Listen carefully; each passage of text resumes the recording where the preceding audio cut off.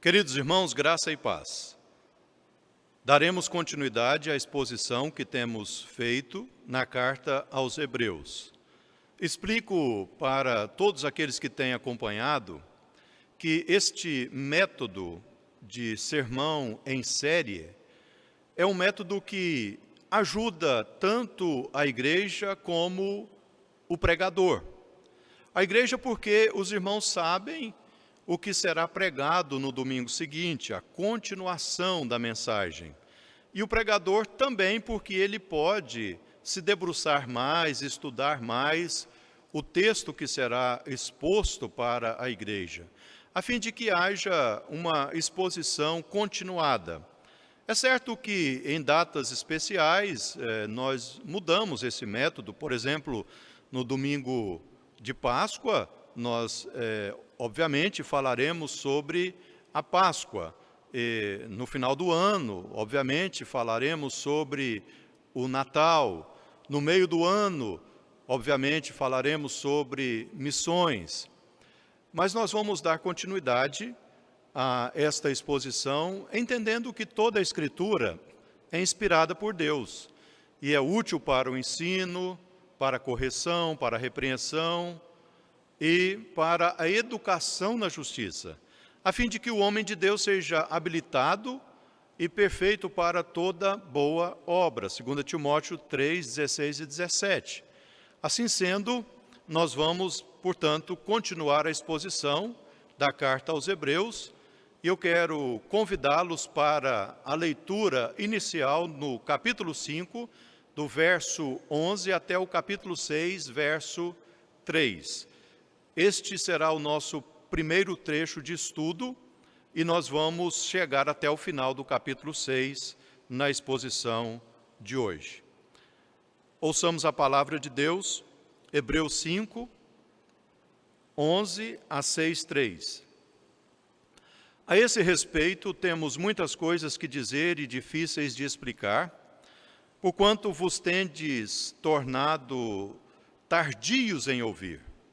Pois, com efeito, quando devíeis ser mestres, atendendo ao tempo decorrido, tendes novamente necessidade de alguém que vos ensine de novo quais são os princípios elementares dos oráculos de Deus. Assim, vos tornastes como necessitados de leite e não de alimento sólido. Ora, todo aquele que se alimenta de leite é inexperiente na palavra da justiça, porque é criança. Mas o alimento sólido é para os adultos, para aqueles que pela prática têm as suas faculdades exercitadas, para discernir não somente o bem, mas também o mal. Por isso, pondo de parte os princípios elementares da doutrina de Cristo, deixemo-nos levar para o que é perfeito, não lançando de novo a base de arrependimento e de obras mortas e da fé em Deus, o ensino de batismos e da imposição de mãos, da ressurreição dos mortos e do juízo eterno. Isso faremos se Deus permitir. Irmãos e irmãs, ao olharmos para este trecho da palavra de Deus que nós acabamos de ler, nós podemos facilmente fazer uma conexão com a educação. Como que nós fazemos esta conexão com a educação? De maneira simples. Hoje em dia, as crianças entram na escola com 3 anos de idade.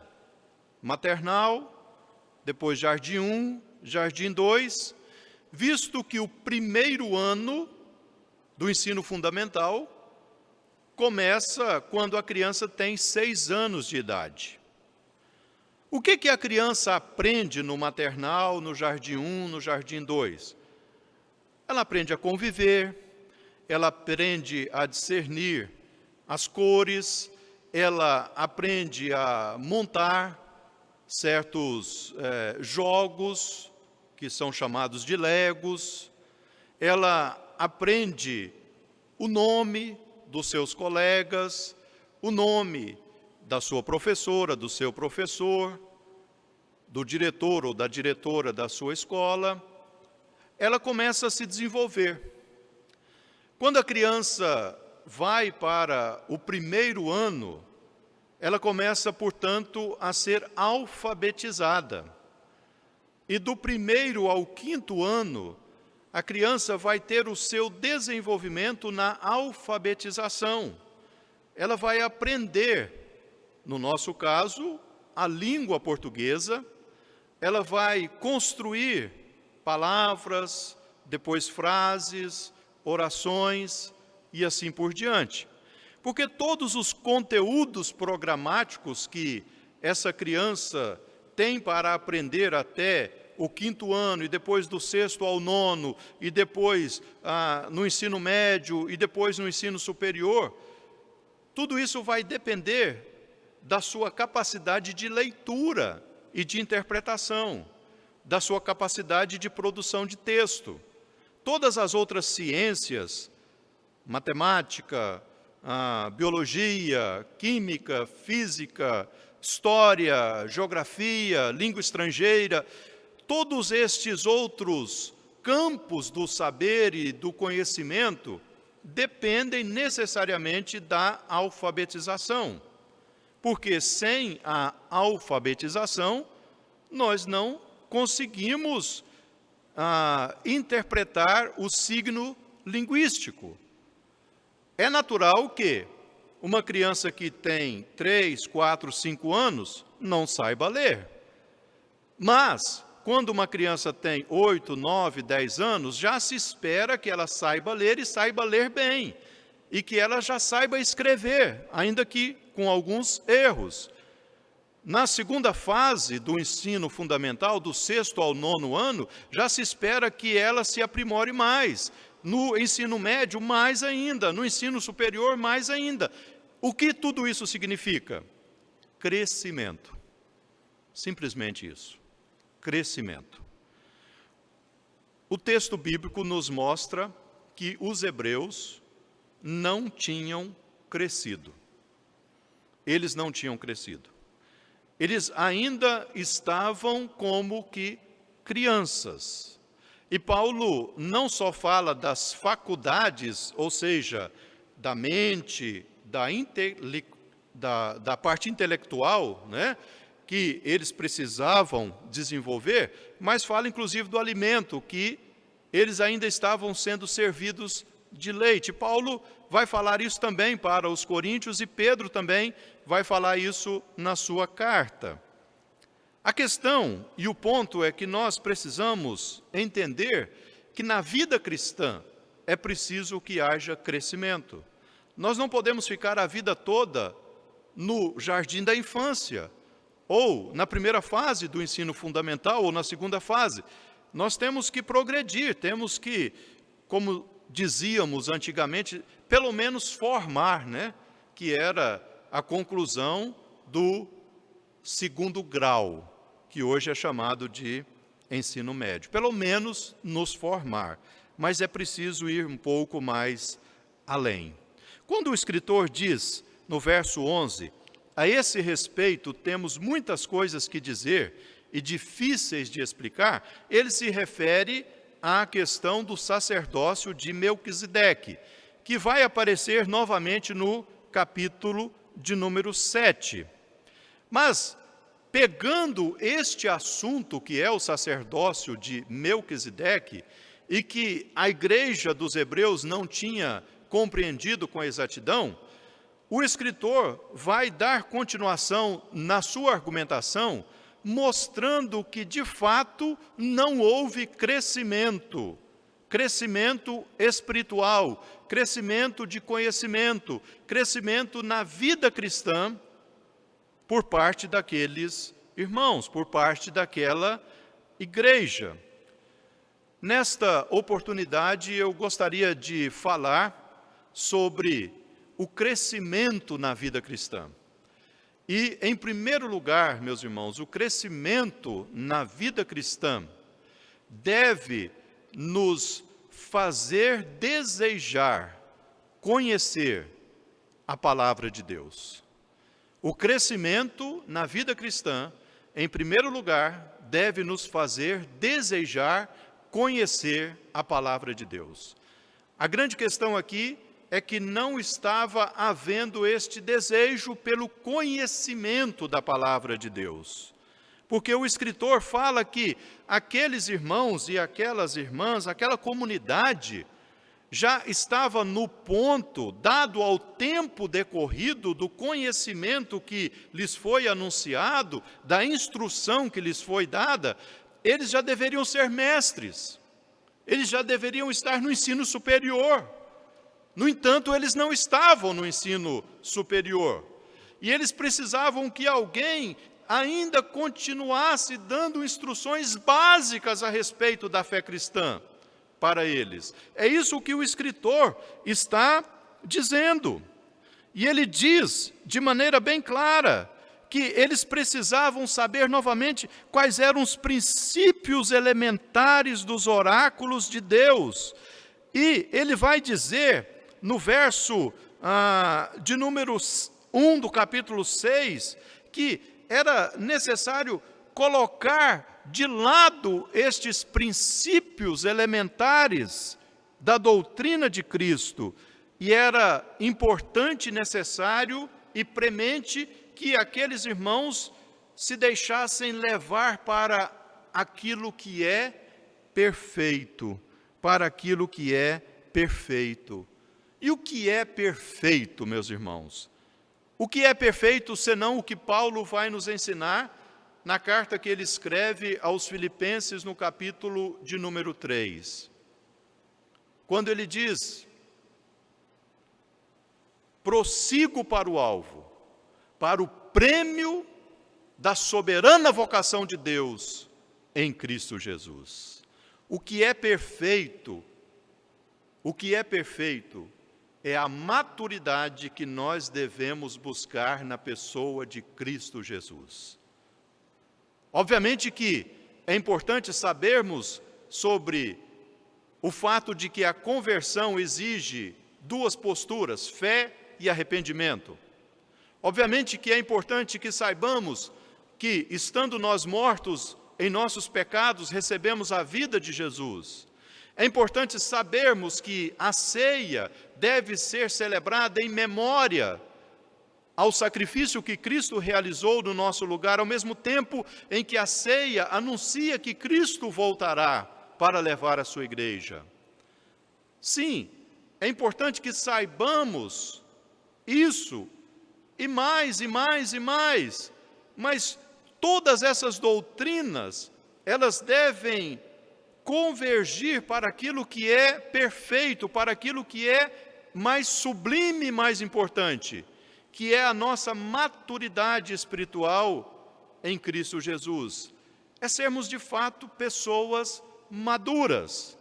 E o que estava faltando para a igreja dos hebreus era exatamente esta maturidade. Esta maturidade.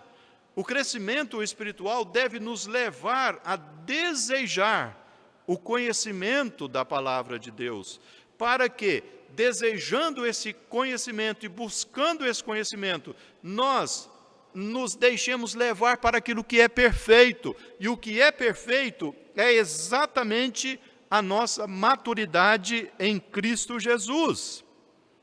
E Paulo vai dizer isso também aos Efésios, quando ele diz que nós devemos chegar à perfeita varonilidade de Cristo Jesus. Em outras palavras, o crescimento na vida cristã, na vida espiritual, que nos leva a desejar a palavra de Deus e o conhecimento da palavra de Deus, vai culminar com o fato de que o nosso desejo dia a dia será nos parecer mais com Jesus. E nos parecendo mais com Jesus, vamos agir da maneira que Jesus agiu e nos ensinou na sua palavra. Um exemplo muito claro. Estamos vivendo o tempo de pandemia, o tempo em que nós precisamos nos ajudar mutuamente. o tempo em que nós precisamos nos importar mais e mais com os outros. Então, voltando os olhos para a mensagem do domingo passado, esse é um tempo em que aqueles que têm buscado um crescimento na vida espiritual e têm buscado essa compreensão de que o que é perfeito é Jesus, vão ter, diante das situações, misericórdia. Vamos andar e viver em misericórdia, porque esse não é um tempo de julgamento. Esse é um tempo em que nós precisamos ser misericordiosos para com as pessoas. Os hebreus não estavam crescendo como deveriam, porque eles não estavam observando aquilo que é perfeito. Em segundo lugar, nós vamos observar agora o trecho que talvez seja o de mais difícil entendimento e o mais difícil de ser interpretado e explicado, quem sabe, em todo o Novo Testamento. O trecho do capítulo 6, do verso 4 até o verso de número 8. E em segundo lugar, portanto, nós vamos pensar aqui no nosso crescimento espiritual, agora entendendo que Deus é quem faz a obra no coração do homem. Deus é quem faz a obra no coração do homem. Vamos lá. Capítulo 6, versos 4 a 8. É impossível, pois, que aqueles que uma vez foram iluminados e provaram o dom celestial e se tornaram participantes do Espírito Santo e provaram a boa palavra de Deus e os poderes do mundo vindouro e caíram, sim, é impossível outra vez renová-los para arrependimento, visto que de novo estão crucificando para si mesmos o Filho de Deus e expondo-o à ignomínia. Porque a terra que absorve a chuva que frequentemente cai sobre ela e produz erva útil para aqueles por quem é também cultivada, recebe bênção da parte de Deus. Mas se produz espinhos e abrolhos, é rejeitada e perto está da maldição, e o seu fim é ser queimada. Por que o crescimento espiritual, meus irmãos, é a obra que Deus faz no coração do homem? O que esse trecho está nos ensinando? Há duas interpretações plausíveis. A primeira delas é que aqueles irmãos da igreja dos hebreus, provavelmente uma igreja que estava sediada em Jerusalém, fossem irmãos que não estavam levando a sério a vida cristã, não estavam levando a sério a palavra de Deus, estavam vivendo de qualquer maneira, de qualquer jeito, e, portanto, eles entendiam que não eram salvos. Esta é uma interpretação. A outra interpretação é que uma parte deste rebanho se tornou apóstata, ou seja, se apostatou, abandonou, deixou, desprezou a fé que inicialmente eles tiveram na pessoa de Cristo Jesus.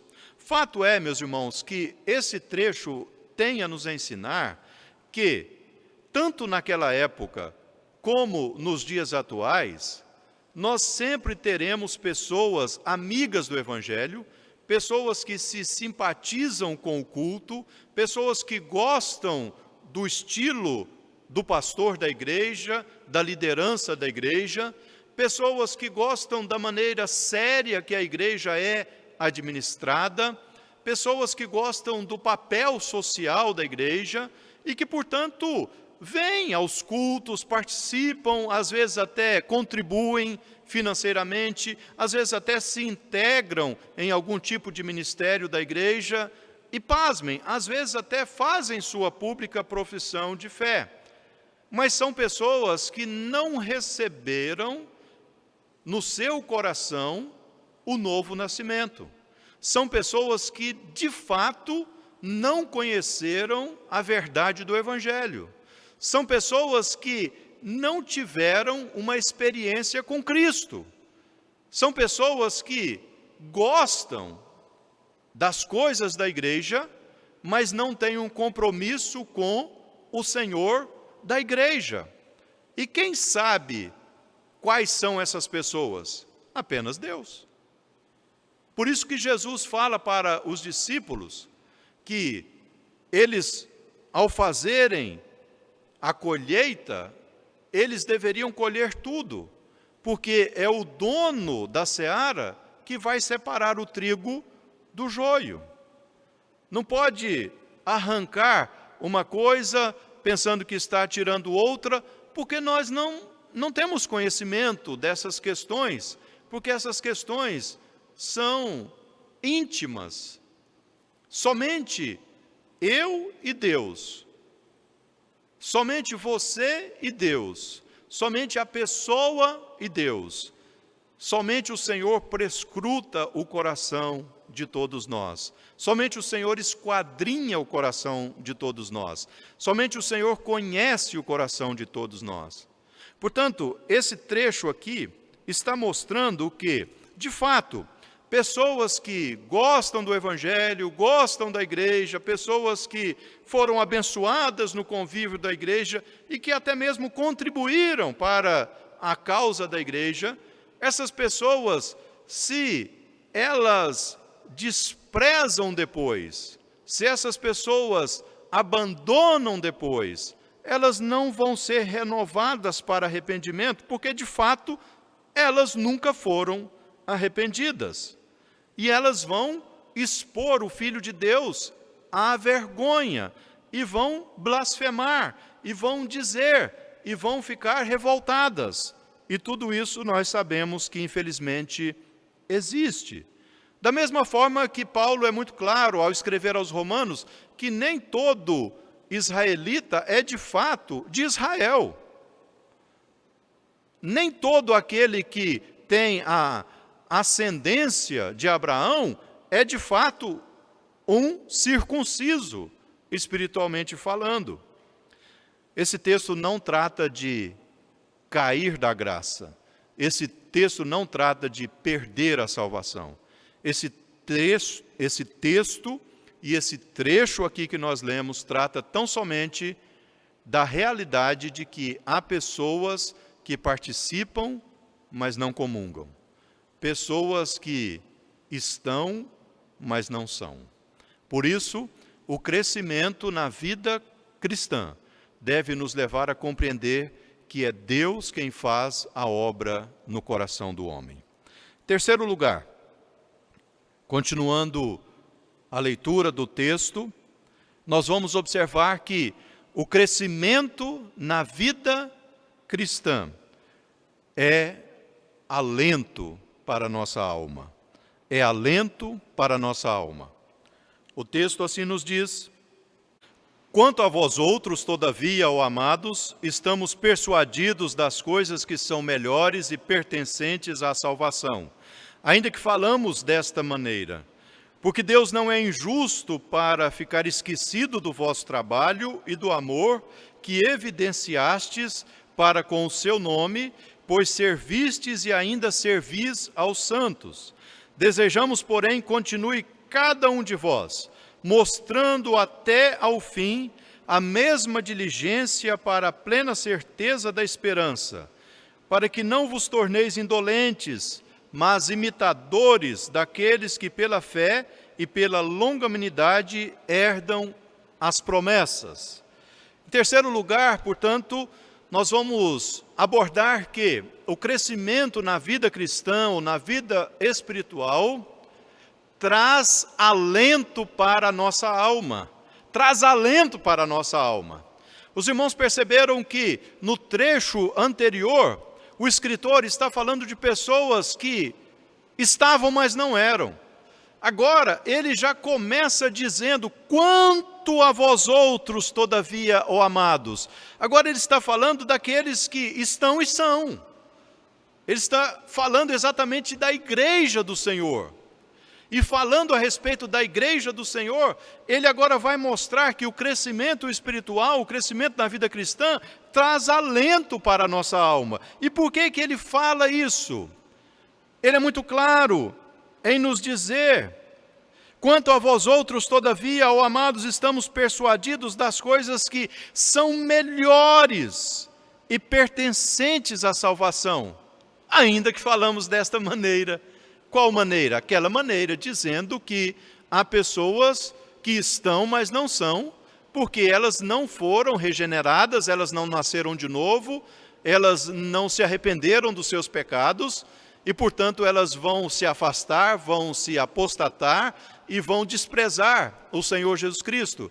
No entanto, a igreja do Senhor vai permanecer firme. Os servos do Senhor vão permanecer fiéis ao Senhor. E por isso o escritor está dizendo que o nosso crescimento espiritual vai trazer alento para a nossa alma. E ele confirma isso dizendo no verso 10, que Deus não é injusto para ficar esquecido do nosso trabalho. E além disso, do amor que nós temos evidenciado para com o seu próprio nome, na manifestação do serviço à comunidade de fé. Esse é o nosso alento. Deus que transformou a nossa vida, Deus que trouxe o novo nascimento ao nosso coração, Deus que fez a obra de arrependimento e fé na vida de cada um de nós, Deus que nos dá a oportunidade de servi-lo, de amá-lo, de sermos fiéis a Ele. Este Deus e Senhor da igreja, Ele não ficará esquecido do trabalho que nós temos realizado para a sua honra e para a sua glória. No entanto, nós precisamos continuar progredindo. Cada um precisa continuar mostrando até o fim a mesma diligência para a plena certeza da esperança. E aqui nós voltamos as nossas mentes para aqueles momentos finais da vida de um servo ou de uma serva de Deus, aqueles momentos terminais, em que todos nós, de alguma forma, em algum momento, podemos testemunhar que esta mesma diligência de fé para a esperança estava presente no coração. Esta mesma diligência de fé e de esperança estava no coração daqueles nossos queridos que já estão na presença do Senhor, porque vão continuar até o fim. Não serão indolentes, mas serão imitadores daqueles que pela longanimidade herdam as promessas. E este é o alento para a nossa alma, meus irmãos. Nós labutamos neste mundo, nós buscamos o crescimento para a vida cristã, e nós somos alentados na nossa alma.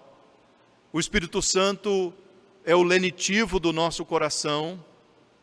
Nós somos cada dia mais confortados e consolados, porque nós estamos vendo irmãos e irmãs terminando a sua carreira com a mesma fé, com a mesma esperança, com o mesmo amor, porque isto é resultado da operação graciosa de Deus no nosso coração. Por isso nós devemos continuar buscando esse crescimento, dia a dia. Em quarto e último lugar, nós vamos observar o que a palavra nos ensina a partir do verso de número 13. Assim diz o texto: pois quando Deus fez a promessa a Abraão, visto que não tinha ninguém superior por quem jurar, jurou por si mesmo, dizendo: certamente te abençoarei e te multiplicarei. E assim, depois de esperar com paciência, obteve Abraão a promessa. Pois os homens juram pelo que lhes é superior. O juramento, servindo de garantia para eles, é o fim de toda contenda. Por isso, Deus, quando quis mostrar mais firmemente aos seus herdeiros a promessa, a imutabilidade do seu propósito, se interpôs com juramento, para que, mediante duas coisas imutáveis, nas quais é impossível que Deus minta, forte alento tenhamos nós, que já corremos para o refúgio, a fim de lançar mão da esperança proposta, a qual temos por âncora da alma segura e firme, e que penetra além do véu, onde Jesus, como precursor, entrou por nós, tornando-se sumo sacerdote para sempre, segundo a ordem de Melquisedeque. O escritor aos Hebreus volta ao assunto da ordem de Melquisedeque. O que nós aprendemos aqui neste trecho a respeito do crescimento na vida cristã ou o crescimento da nossa vida espiritual? Nós aprendemos aquilo que o diácono Fernando falou pela manhã no estudo da Escola Bíblica Dominical, no texto de Malaquias capítulo 3, versículo 6. Nós aprendemos aqui que o Deus a quem servimos não muda. O Deus a quem servimos não muda. Por isso, o nosso crescimento na vida cristã precisa considerar que nós servimos ao Deus imutável. Ora, o que isso significa, pastor? Significa muito. O texto aqui fala que houve um juramento de Deus para com Abraão. E Deus jurou que abençoaria Abraão e toda a sua descendência. Ao mesmo tempo em que o texto mostra que quando há um juramento, é necessário que quem jura, jura por aquele que é superior. E no caso, Deus não tem quem é superior a ele, então ele jura para si mesmo. E quando ele jura para si mesmo, quando ele se compromete com si mesmo ou consigo mesmo, ele não pode mudar aquilo que ele já definiu. Deus não muda. É interessante essa questão de que Deus não pode. Na teologia sistemática, nós aprendemos que, de fato, há algumas atitudes que Deus não pode ter. Ah, mas Deus não é soberano? Como ele não pode ter? Ele não pode ter porque essas atitudes, se ele tiver uma delas, ele vai comprometer a sua santidade. E Deus nunca jamais vai comprometer a sua santidade. Deus não pode mudar, Deus não pode mentir, e ele nunca fará isso. Não é no sentido de que Deus é manipulável, não, de maneira alguma. É porque ele é fiel a si próprio. E o texto de Timóteo diz que nós até podemos ser infiéis, mas Deus permanecerá fiel, porque ele não pode ser infiel. E aqui a passagem está mostrando, no verso 17, que Deus, ele se compromete com os herdeiros da promessa por conta da imutabilidade do seu propósito. E essa imutabilidade do propósito de Deus é a nossa âncora segura e firme. Nós mudamos, irmãos. Às vezes mudamos questões que não são questões comprometedoras. Por exemplo, nós mudamos o horário de um compromisso, mudamos o dia de um compromisso. Isso não é pecado. Nós fazemos ajustes, isso não é pecado. Mas às vezes nós mudamos e pecamos. Quando, por exemplo, nós deixamos a nossa vida devocional em detrimento de uma outra atividade que poderia ser realizada em qualquer outro momento, mas nós desprezamos a nossa vida devocional. Então essa é uma mudança de rotina que é pecaminosa, para dar apenas um exemplo. Mas Deus não muda em momento algum. Uma vez eu ouvi um pregador dizendo, o nome dele é pastor João Getúlio Subjac, toda mudança tem de haver em nós, porque Deus não muda. Toda mudança tem de haver em nós, porque Deus não muda. Deus é imutável, e porque Ele é imutável, conforme o texto de Malaquias 3,6, nós não somos consumidos, que é a mesma referência de Lamentações 3:22. Por conta das misericórdias do Senhor, nós não somos consumidos. Imaginem, irmãos, Deus fez a promessa para Abraão, os anos se passaram, Deus tirou o seu povo do cativeiro do Egito, primeiro com Moisés, depois Josué. Quantas e quantas e quantas e quantas e quantas vezes o povo do Senhor se rebelou, foi infiel, murmurou, reclamou, blasfemou. Se Deus fosse mudar a promessa que ele tinha feito lá atrás com Abraão, não tinha Israel, não existiria a nação de Israel. Ele não muda, ele permanece para sempre com os seus propósitos, porque ele é Deus imutável, e ele usa da sua misericórdia para preservar o seu povo, para preservar a nossa vida, para que nós continuemos firmes, dia a dia, no propósito de segui-lo. E a nossa âncora é exatamente a imutabilidade de Deus. É uma âncora segura e firme. E Jesus, como precursor, entrou por nós. Ele é a revelação da misericórdia de Deus. E ele se torna sumo sacerdote, segundo a ordem de Melquisedeque, que não tem início e não tem fim. Este é o sentido. No próximo estudo, nós vamos abordar um pouco mais detalhadamente a respeito de Melquisedeque. Gostaria de concluir a mensagem de hoje dizendo aos meus irmãos e às minhas irmãs da importância de buscarmos crescimento na vida cristã e não sermos crianças que estão no maternal, no jardim da infância, ou aqueles que estão apenas no ensino fundamental, primeira fase ou segunda fase, ou na melhor das hipóteses, quem já concluiu o segundo grau, o ensino médio e se formou, né?